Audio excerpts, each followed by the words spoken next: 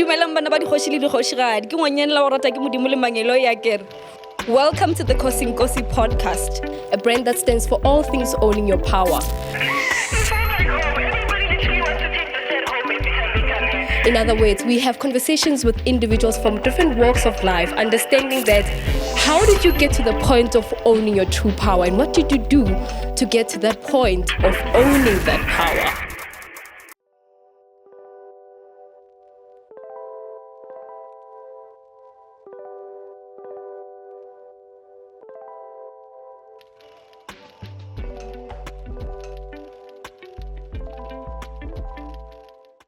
Dumelang bana ba dikgoshi le dikgoshigadi ke ngwanyanela o rata ke modimo le mangelo ya kere. Welcome to another episode of the Kinosi podcast, a brand that stands for all things owning your power. At this podcast, we have conversations with different individuals because we understand that the journey to self-discovery is quite lengthy, quite complex, and it's never a one-size-fits-all. We open up these conversations to individuals not only to understand what they went through, but how did they get to the point of realizing their true power, and what did they do to get to that point of owning that power. I am your host, LALELA, and at the Kinosi podcast, we believe that confidence is something that comes from within you, and we also believe that clothing is a big part of that process. And so we warn our clients that whenever they are draped in the Kinosi designs, they will be definitely getting compliments and stares. In studio today, I've got one of the most beautiful women in the world. She holds an LLB from University of Pretoria, conveyancing qualification from the Law School of South Africa, Miss SA 2021, Miss Supranational 2022, Harper's Bazaar Vietnam Beauty Icon of the Year 2022, and has collaborated with many, many brands. LALELA MSWANE, welcome to the Kinosi podcast. Thank you, Sisi. You look dashing.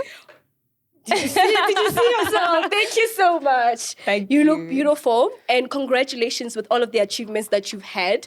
I know you've worked really hard to get to where you are right now. I really have. And like you said in your intro, it's no small feat. There's a lot that we need to overcome to get to where we are. Yeah. So thank you for recognizing me. Thank you for having me. I look forward to inkulumo yethu yanamhlanje. I'm so grateful to have you in our presence today. You've won Miss South Africa 2021. Yes. What was the journey like for you? I think let's go back to how it actually started. Yes, I can't please. start with the winning moment before I would going love back. that. I would love that. So- I love following journeys. That's my favorite thing to do, Yeah. actually. Yeah. So when I was 7, I always had this idea that, you know what, I want to be Miss South Africa. I had this dream of being Miss South Africa. And from the time I was 7 to when I won, in my head, I lived and breathed like I was in Miss South Africa to a point where I think I was about 11 years old. And my mom's like, okay, we need to go to the mall. Hurry up. We're going to the shops. We're going to be late.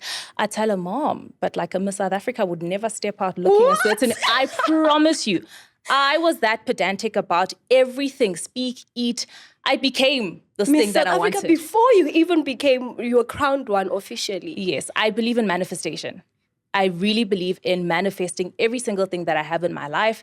The world is so abundant. The universe gives us everything we want so freely, in abundance. So everything that I've wanted, I've worked hard for, but I've also manifested. Oh, that's amazing. It's really also, what can I say? It's so reassuring for me because I'd like to think I'm similar in that sense. I work very hard.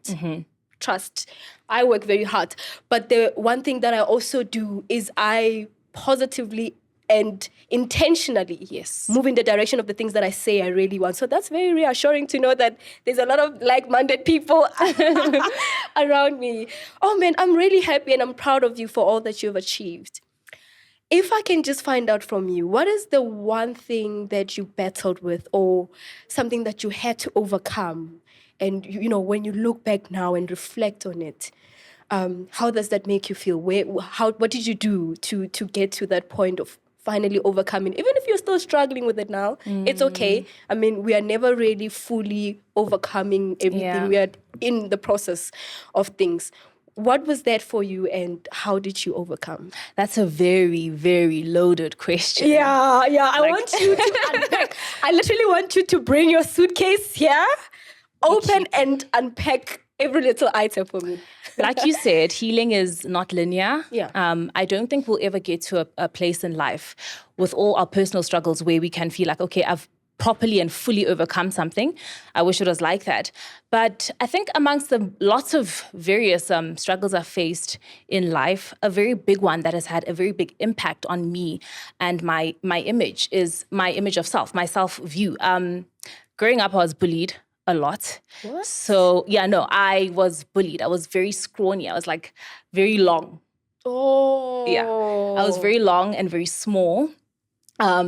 I didn't have any figure. So even in school, like I wasn't like the obvious choice for boys. You know, I looked like a boy. Yeah. I had a very masculine figure. I did ballet. I had a very athletic build as well. Like, you know, I was very, ngani, toned. And so because of that, I think it just shaped the way I saw myself, and people's perception of me also informed how I saw myself. I believed I was ugly. I believed I was not worthy of a lot. And you know, kids are very mean. Like kids are very mean. Kids are horrible. Unfiltered. Yes, they're very, very They say raw. anything that comes on their mind. Yeah. So I was bullied a lot for how I looked. And that just informed me that, also my self-worth suffered a lot. I didn't feel I was deserving of a lot because there was always this constant message around me from my peers that you don't look a certain way and therefore you're not worthy of certain things. You will never fit in.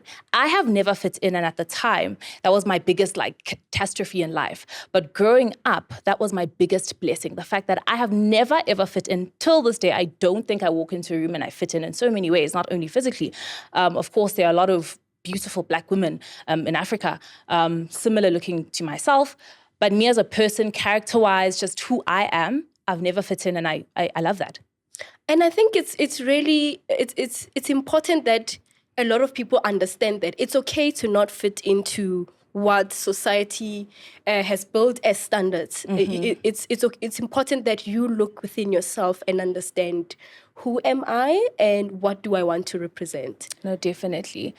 And I think with not fitting in, one then develops mechanisms, coping mechanisms and defense mechanisms. And for me, what that looked like was, I think, coming across as aggressive at times, and especially because you're Black. As a Black woman, you already have, there's this preconceived notion, societal preconceived notion that Black women are just naturally aggressive. But for me, it was like, I have to fight for myself. I always have to defend myself, you know, and overcoming that is like, do I shrink myself to make you comfortable? And I think for a very big part of my life, from probably high school to the beginning of high school to the early days post university, I always felt like I needed to shrink myself just so I could be accepted.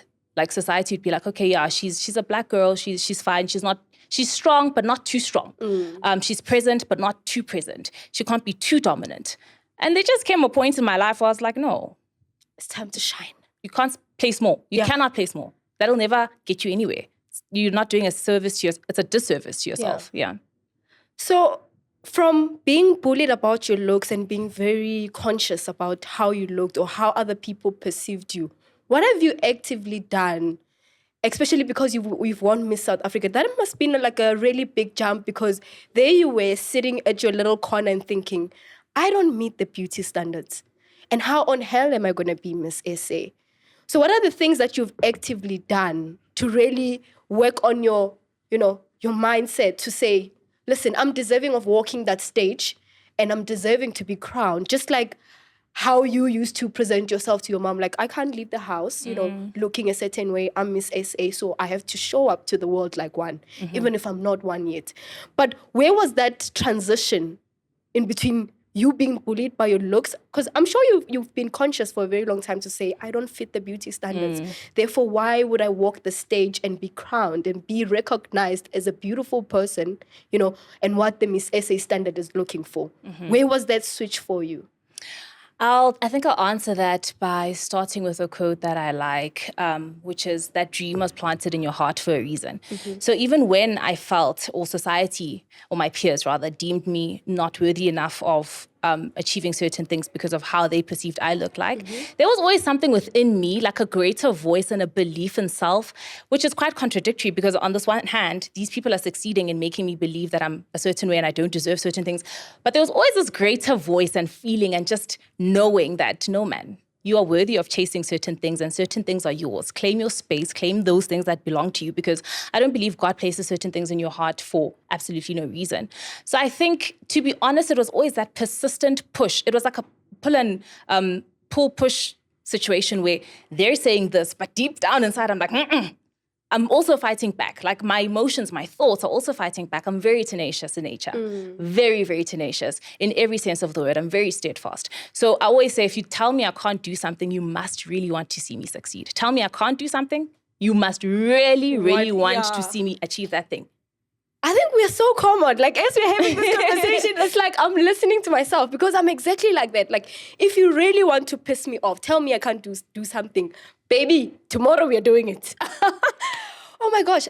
I just want to zone in on what you just said now. For me, what I picked up from what you just said now is for people to really tone down the noise outside themselves and listen to that intuitive nature within themselves that keep on telling them who they are, who they truly are. Because God really does place, little seeds in our hearts. And if we don't really zone in on that, we're going to miss out on a lot. But it's also easier said than done. Yeah. It is easier said than done. But I always say one of my greatest stumbling blocks in life, I don't know what it is, but I do know it's not unique to me, is every time I'm very close to achieving something, it's like you're always frightened by your greatness. So I always overthink certain things. And when I'm close to doing something or I see it, again, those little voices from back then they tell come you, back. Yeah. It's like you're afraid of being great or stepping into your power. Sure. I remember a movie, there was a quote, I can't remember it word for word, but it was a whole speech. It was saying that our greatest fear is not that we are inadequate. You remember the speech? Yeah, it's a very famous one. It's a quote, yeah. I saw it in a movie somewhere when I was growing up. And I think that really is the reality because I also go through similar things. Sometimes I go into, I don't want to say, for lack of a better word, I'll say a depressive episode where I'm fighting with myself, like, is this really me? No, this is not you. And then that takes like a while until I have to like really snap out of like, hey, you are this person, you're doing this. So that's really reassuring. But how do you overcome that? Mine is not glamorous. Like I said, I go into a depressive episode. No one knows this about me, but I would go into like an era of like substance abuse. And then after that, then I overcome it and then I'm fine. So that's like one thing I really need to, no one knows this about me. Probably it's going to be a shock for a lot of people. But whenever I'm transitioning into a new era, like let's say something I've been dreaming of doing, something that I really wanted to do, I have an episode where I can't believe it.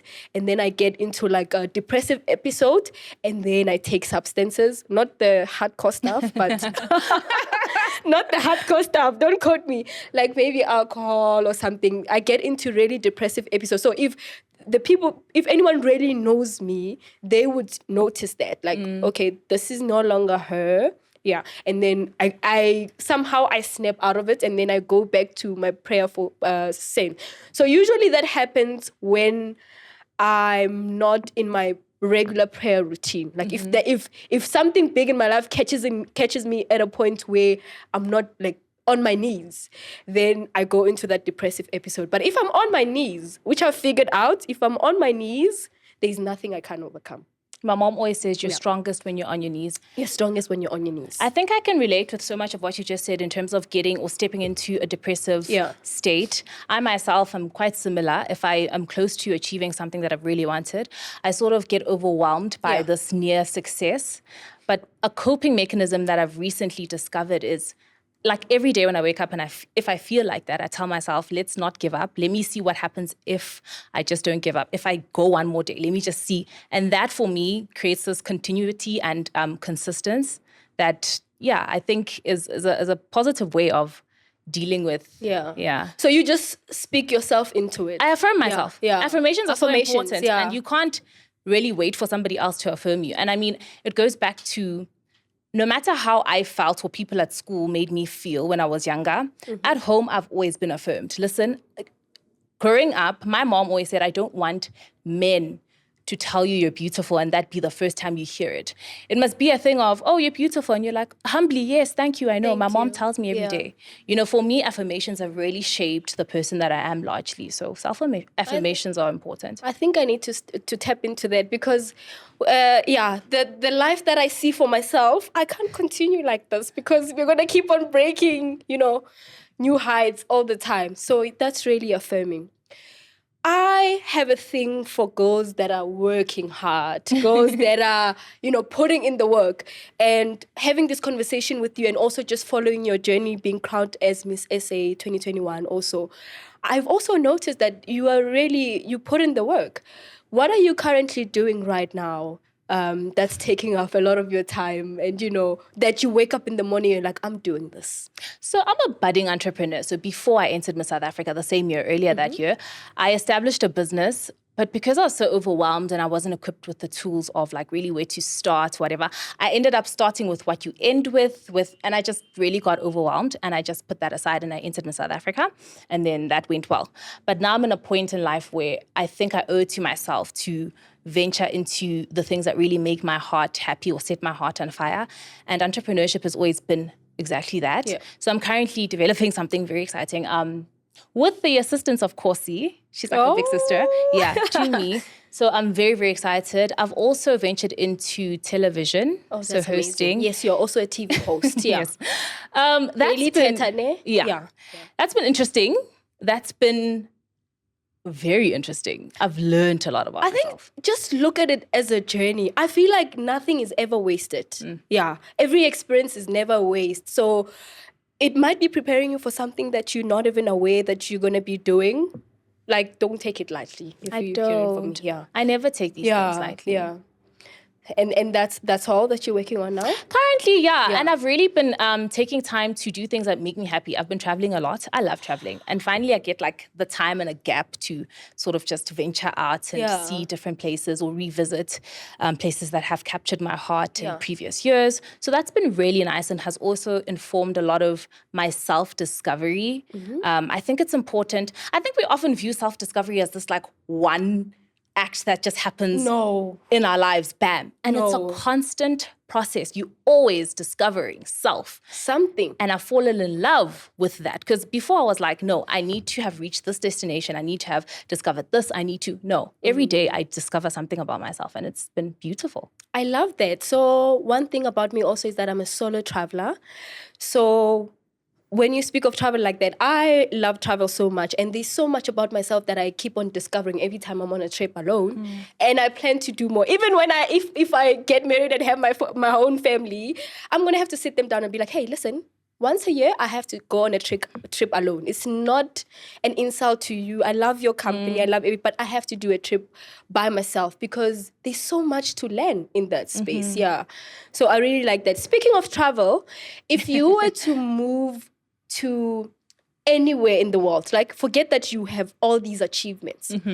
Let's just say you didn't achieve anything and you've got the opportunity to move anywhere in the world. Where would you go and what would you do when you got there? Oh, okay.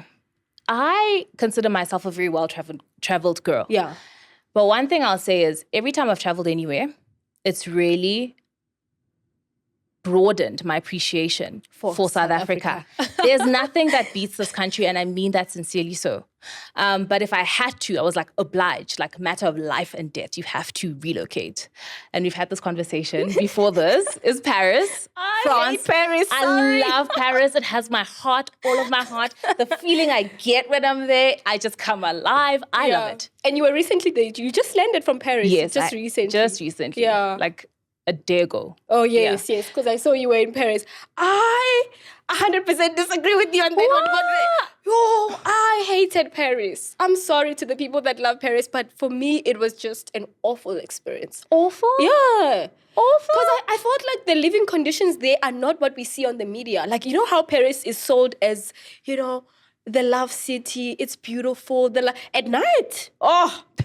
If I were to advise anyone about Paris, land at night, enjoy the night, leave by the morning. It can't be like, I think we might have... Yeah, I think we experience different sides. So here's the thing with me. When I travel, these are my priorities. I want to experience the local culture, because the main mode of transportation in France is The metro. The metro. Yeah. So that's what I was on. I was on the metro. I was with the local. I was literally leaving where, for me to say I know a place, I need to leave like a local. So that's one of the things that I prioritize when I go to a place. So if I go to a place and I see the struggles of the local, that gets to me. So I need to see how the local lives like, because there is a tourist side of every place and a romanticized place of everything, and then there's the reality. So I need to see both. So when I saw the reality of what Paris is like, I was like, oh no. No.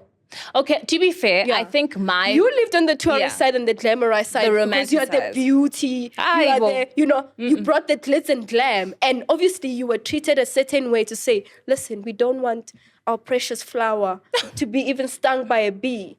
But if you're a normal person like me and you are there living like the locals, you get to see quite a lot. And that's why I say, if you travel, try to experience both sides. Then you will see that, oh my gosh, these people, oh, it's so sad, you know? But I try, like in my efforts this time on my trip to Paris, because it was a solo trip, I really tried to live like the locals, and I still loved it. I really think it's a personal thing. Maybe. Yeah, I think it's a personal thing. Perhaps. Yeah, no, it's okay. If you were to be a dish and you would serve yourself to people, right? This is you on a plate. What would you have on that plate and why? Woo! Oh, wow. Probably, okay, it would be something I obviously like and something that's good for you. Yeah. Something to do with seafood. Oh, I love seafood. Yeah, because red meat, and that's not good for you. Maybe like a Norwegian salmon. Oh. Because that is good for you. It is tasty. Or a salmon teriyaki. I love that. Yes, it's got sweetness. Yeah. I have an element You can of never sweetness. go wrong with teriyaki sauce. No, you can't. Never. Like, if I were to have it in anything, please. Yeah, Thank you. Thanks. We're very alike. We're literally very, the very same alike. person. And you look beautiful in this dress, by the way. I don't know why I didn't. It looks gorgeous. Because Kinosi is really that girl that she thinks she is. Always has been. Yeah. Always has been. As Miss South Africa, one of my dreams, because you get the opportunity to write down what you'd like to achieve in your year of reign, one of my goals was to have a capsule collection with Kinosi. Like there's so many designers in the country, but for me, this brand has always stood out as a brand that I resonate with. I love what it stands for. I love how I feel in the clothing, and nothing has changed. If anything, it's just grown, and to see and to witness the growth has been... I think because we are similar, like we are very much alike, I think the other element that you really like about this brand is the consistency. I'm obsessed with people that are consistent. For me, if you show up a certain way, please show up like that again tomorrow. Yes. Like, be about that brand. Like, I think one of the reasons why I really love this brand is the consistency. I've been watching it for years, and baseline consistency. And that's what I really love about it. A fun fact is when I got to meet Kinosi and Tabo for the first time, okay, so I was at the Miss South Africa offices and we're in the boardroom. Because they're so humble, I was still waiting for Kinosi to arrive, but Kinosi was there. You might miss them, literally. Yes. Like, she might be sitting next to you and you'd be like, oh, where's the owner of the brand? Yeah, and then when I realized, like, I'm now in the dress, I'll never forget, I had a fitting for my, I think, Miss Supra interview. So I'm in the gown, like I'm in the dress, and I then realized, oh, okay, they're not leaving. So this is Kinosi. This has to be. And I was shook because I'm like, how can you be so badass, a boss babe, be on top of your business? They are so humble. Sometimes I even want to hey, do you know who you are? It's like you're sleeping on yourself. Because the one time I went to their offices and there's there's a whole shelf of all the awards they've won year after year. Consistent. I know the shelf. And, the name that keeps on popping up on the awards is consistency. Consistent brand. I couldn't believe it. I can. I really can. No, I couldn't attach the humbleness and the accolades. But maybe that's the magic. Maybe that's the magic. I think we can learn a thing from it. Actually, I am learning from that because it teaches you that even if you go to greater heights, stay grounded. You're still a human being and you still need to respect other people. And I think maybe that is one of the reasons why they are so successful at their brand. But also she's very, very wise, and she knows that it's not by her own strength and might that she is where she is. That therefore, she'll never fail. Exactly. And fall. She'll never. Exactly. Oh, that is so lovely. Lastly, if you were to be a cocktail, Oh, cheers. what ingredients would you have in there and what? Oh, honey, it would be a mocktail because alcohol and I are not friends. I do not consume alcohol. Nice. It would be something very sweet. I think it would be very fresh. So maybe have a zesty element. So something with citrus. It would have to be pink because pink is my favorite color. I don't know how we're incorporating lemony with pink. It can work. We can force it to work. I don't know. But very minty as well. I don't know what that is. I don't. But I think those are the elements that would have to definitely be in there. And crushed ice. I love crushed ice. I love ice. Yeah. Since you are big on affirmations and we are on a platform, I love speaking things into the air so that when they happen, no one ever misses that. You know, she put it out there. She done said. She put it out there. I mean, God is always listening. He's always in the business of answering prayers.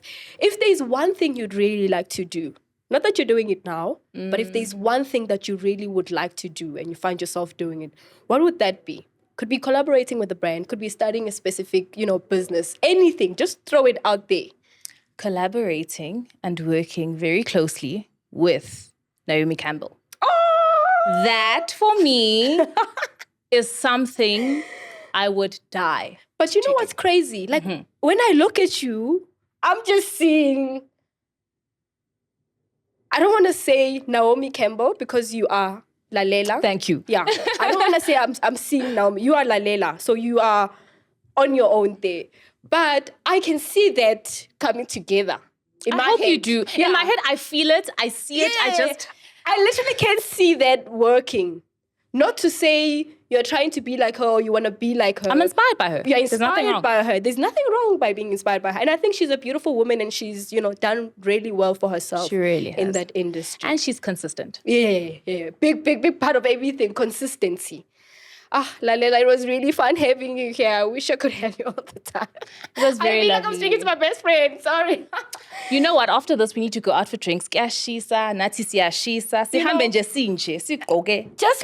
queens that we are, and just grace the streets and have a drink somewhere. Thank you so much for coming. Thank you for having me. I really enjoyed this conversation. That's right. And I wish you all the best. May what you want really come true. It shall. And I'll come back. Yeah. And tell you. Or you'll see. You will tell me. You will say congratulations. How about that? I will tell you. Thank you so much for tuning into this episode, and we'll see you at the next one. Bye.